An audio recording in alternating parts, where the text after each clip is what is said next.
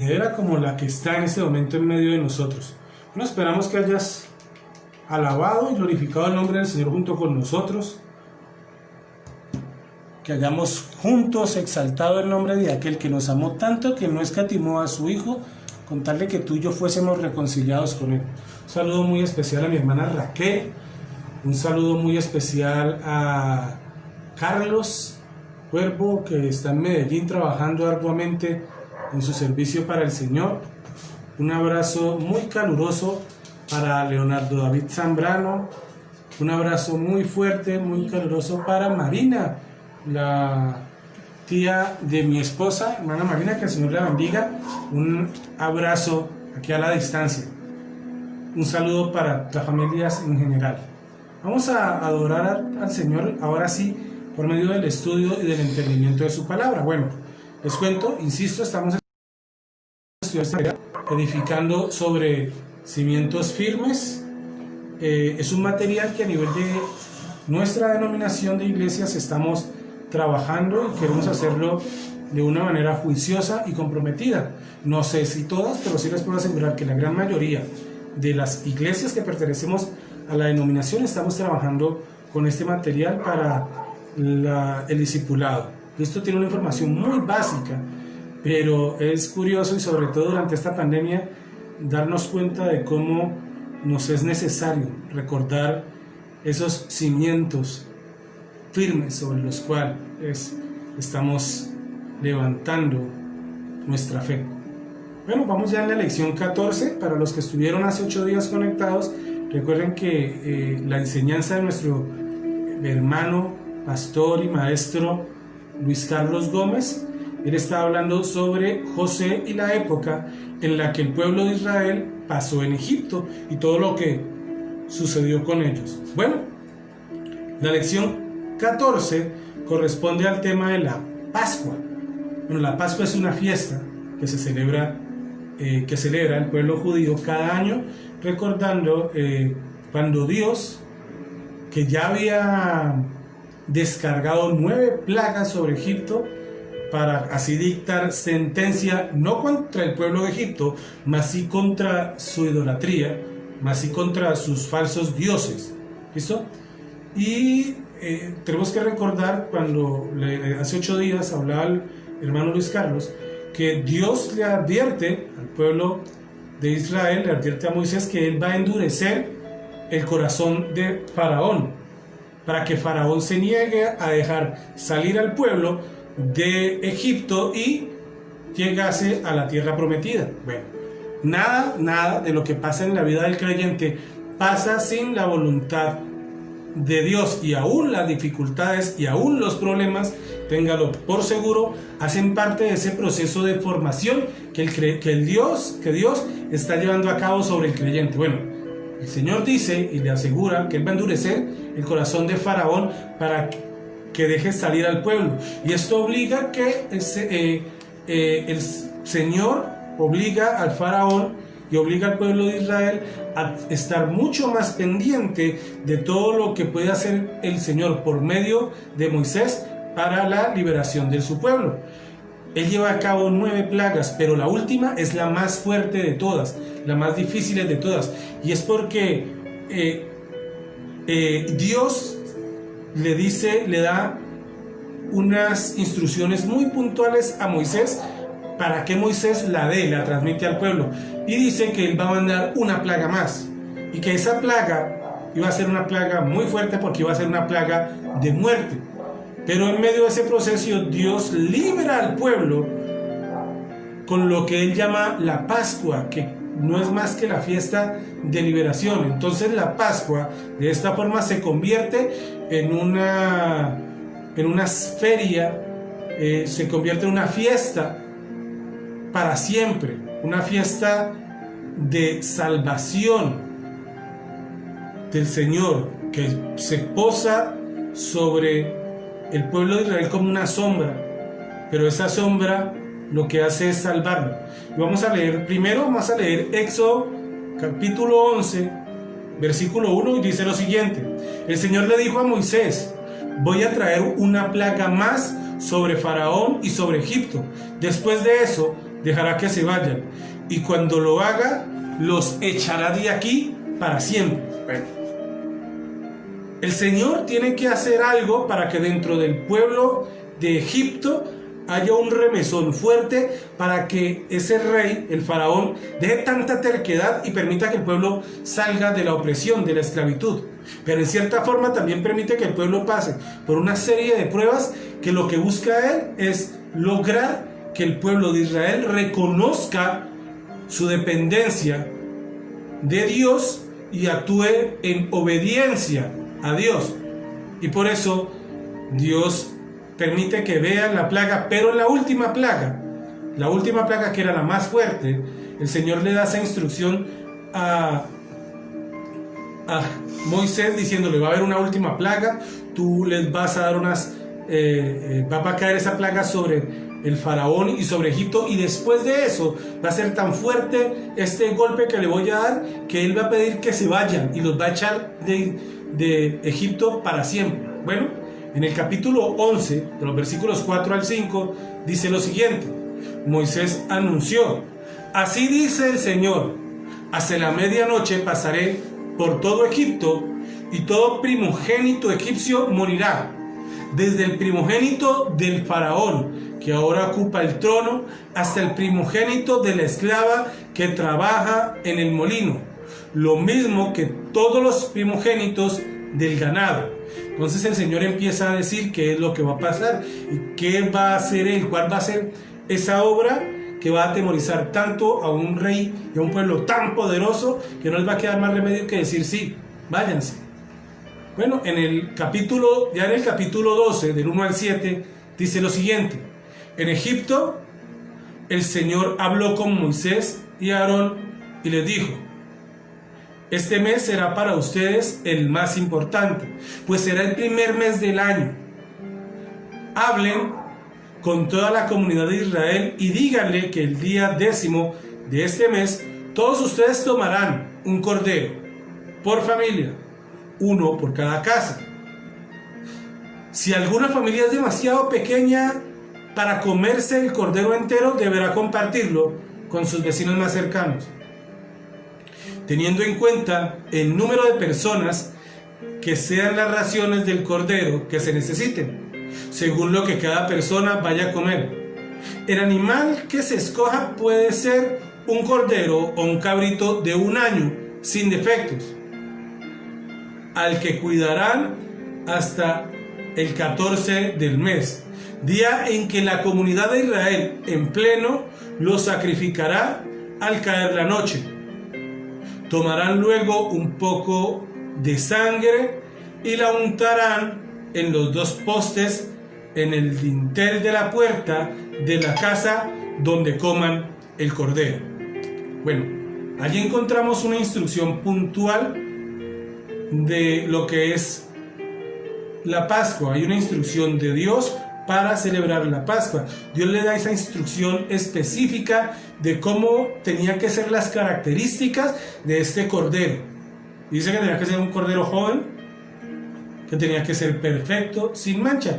Y ahí empezamos a ver y a mirar esas características que Dios empieza a mostrarle a su pueblo de cómo iba a ser la salvación final de pecado. ¿Listo? Éxodo 12, 7 dice lo siguiente: tomarán luego un poco de sangre y lo untarán en los 2 postes y en el dintel de la puerta de la casa donde coman el cordero.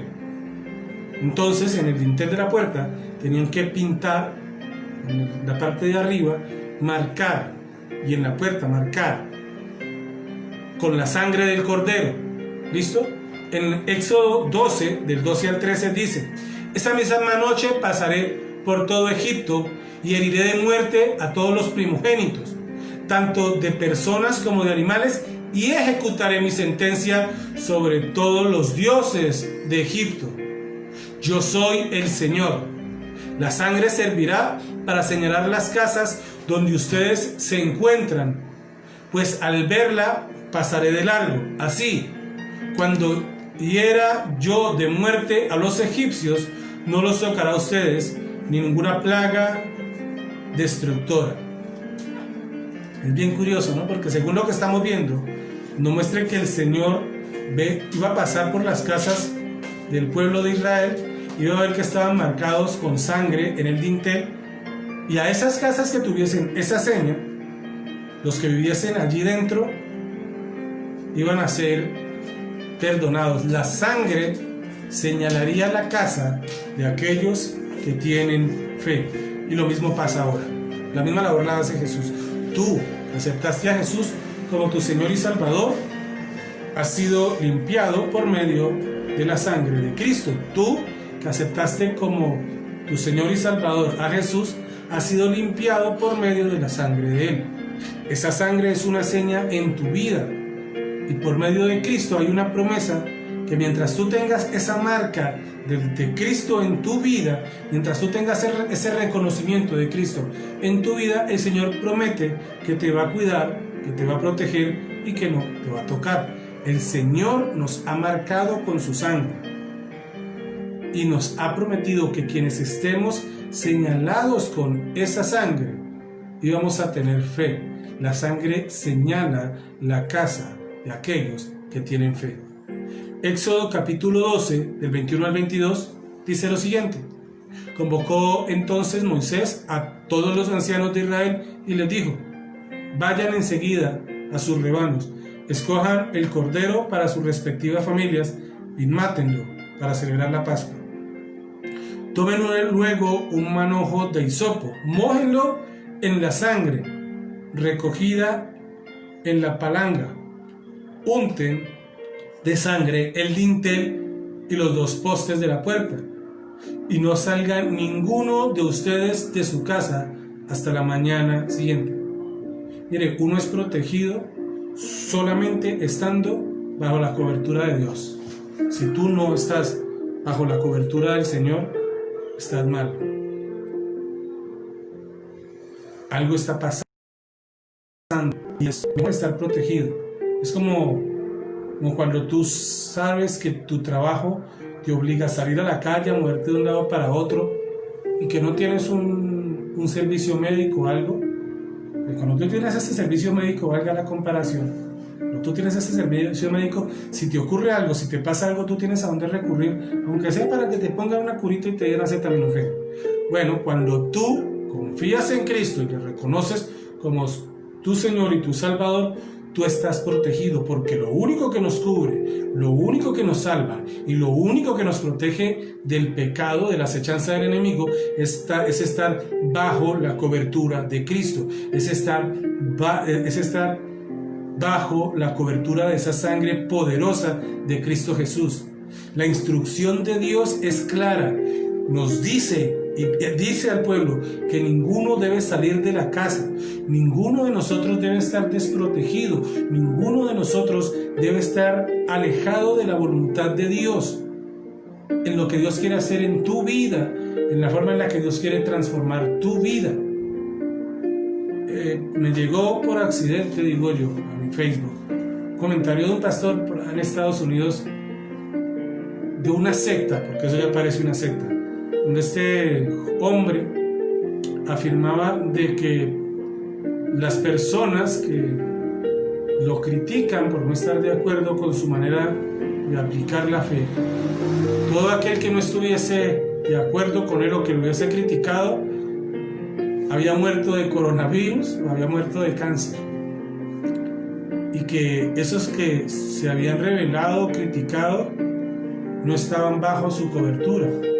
Y se atrevía a insinuar que si usted quiere que su hijo le vaya bien, entonces enséñele a no criticarme para que tengan mi cobertura, desentendiendo y desestimando que quien de verdad nos cuida y nos protege no es un hombre, y si no, pues todavía estaríamos siguiendo al Papa, entendiendo que quien nos protege es Jesucristo, que es su sangre la cobertura que necesitamos, que es Él la persona que necesitamos al lado, que necesitamos que nos proteja, en quien necesitamos confiar. No es ningún hombre, es la sangre de Cristo.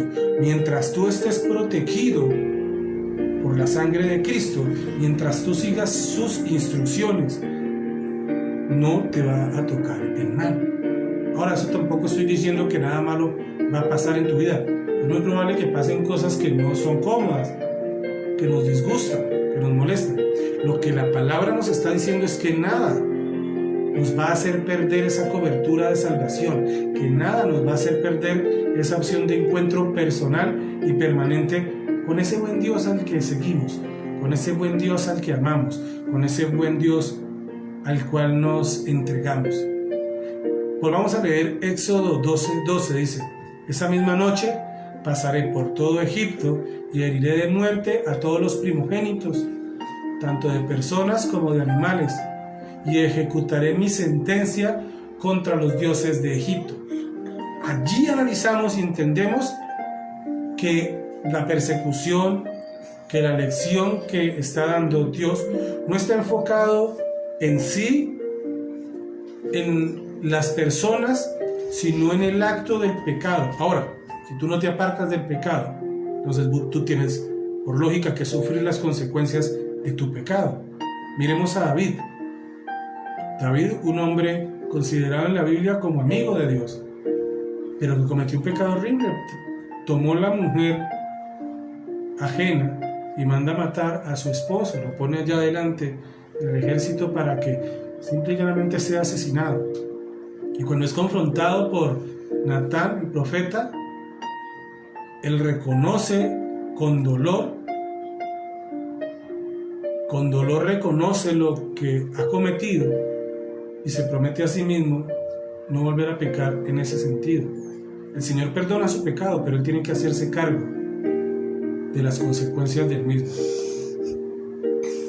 El pueblo egipcio era un pueblo idólatra que tenía muchos dioses, donde el río es uno de sus dioses, donde aún las moscas representaban a algunos de sus dioses. Cada elemento que utilizaba el pueblo de Egipto para su idolatría en todos y cada uno de sus aspectos, el Señor se movió con poder para hacerse daños, y hace daño al punto, recuerden que el rey de Egipto, él exige ser tratado, tenido en cuenta como un dios. De hecho, dentro de su cultura ellos consideraban que el faraón era descendiente de los dioses, y aún el Señor dice y promete que su sentencia es ¿contra quién? Contra los dioses de Egipto, contra todo aquello que aparta la alabanza de Dios.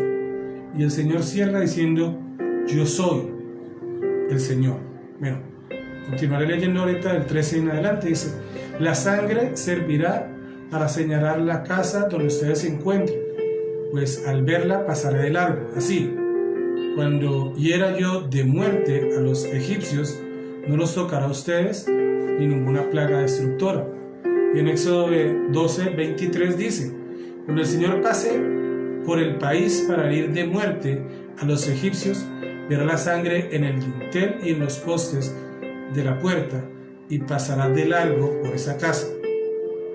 No permitirá el Señor que el ángel exterminador entre en las casas de ustedes y los hiera. La sangre, insisto, hermanos, la sangre es una señal, la sangre es un símbolo de esa obra maravillosa que terminaría siendo Cristo en nuestras vidas 2000 años después. Dice, cuando el Señor, dice la palabra que nos dio para estar sobre Egipto, el Señor no se iba a fijar si los que estaban dentro de la casa habían pecado, o si los que estaban dentro de la casa eran más pecadores que otros, o si hacían cosas que eran más feas de los que hacían los otros.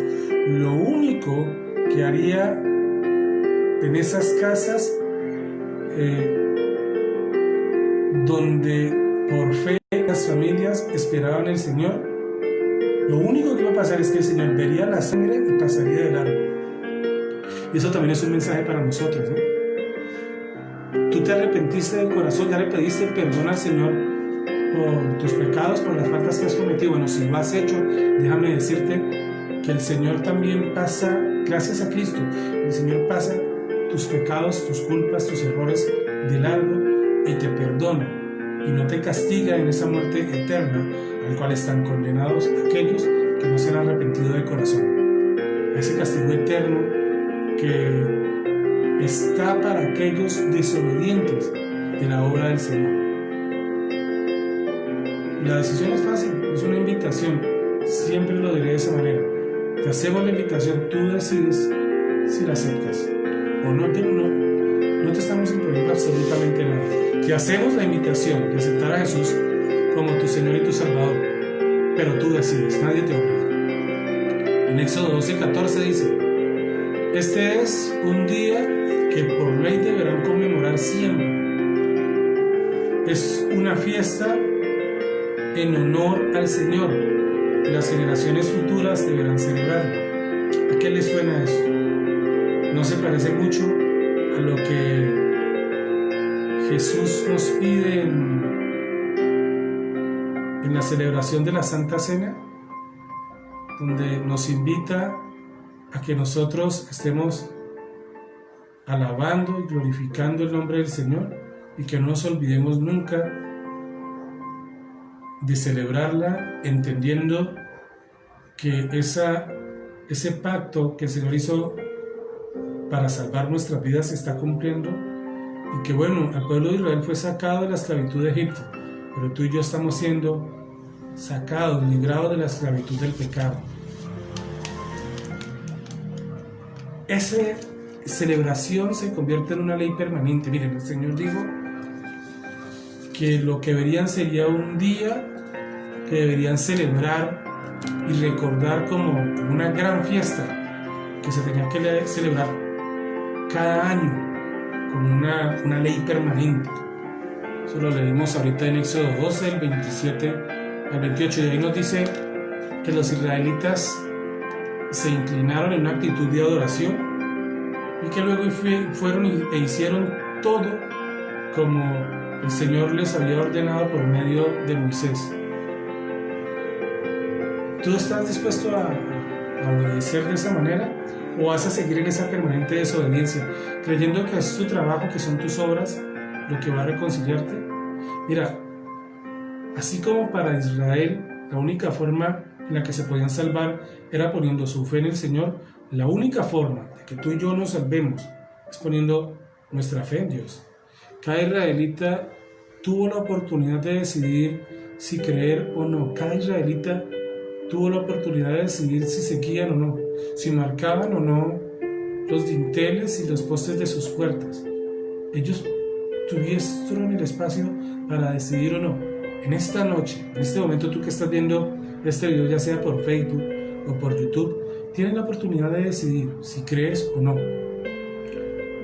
El Cordero de la Pascua está muerto en lugar de los primogénitos. El Cordero de la Pascua muere en lugar de los primogénitos de Israel. Y en todos los hogares de Egipto hubo muerte, hasta en la misma casa del faraón. Murió el príncipe, el heredero al trono. En cambio, los hogares israelitas se salvaron porque le hicieron caso a Dios. Había muerto el Cordero en lugar del primogénito. Cristo murió en lugar tuyo y mío. Cristo murió para que nosotros tuviésemos un camino más fácil de redención a la hora de encontrarnos con Dios, a la hora de relacionarnos con Él. Te insisto, la invitación está ahí, pero tú decides. Nadie te obliga.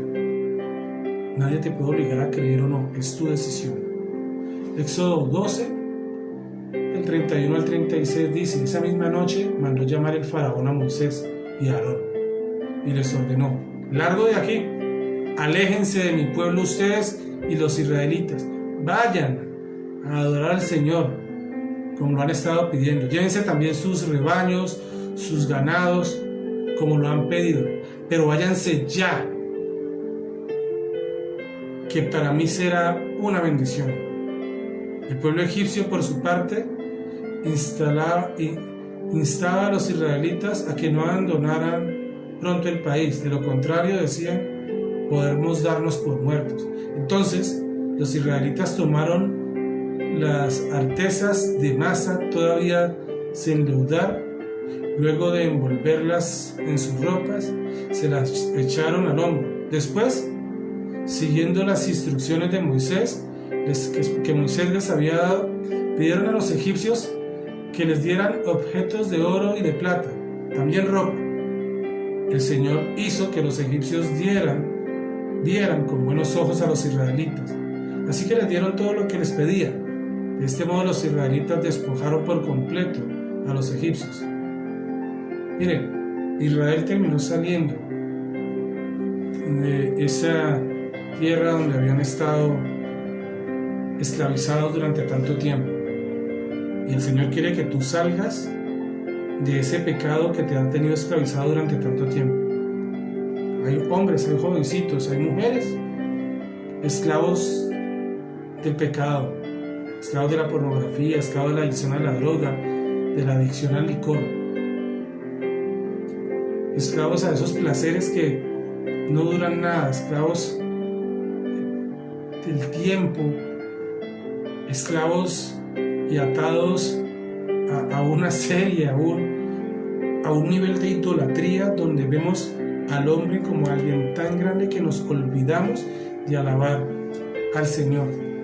No hay necesidad de continuar esclavo. Mire, Faraón mandó a llamar a Moisés en esa misma noche y les pidió que sacaran de Egipto al pueblo. Y el pueblo israelita, que en ese entonces calculan los historiadores mal contados, que se encontraban entre 1,5 millones y 2 millones de personas, salieron de Egipto liberados.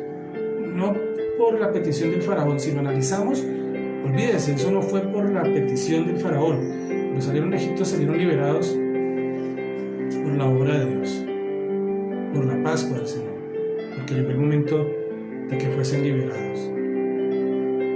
Este es el momento y este es el llamado para que tú te liberes del pecado, para que tú te liberes del yugo del pecado.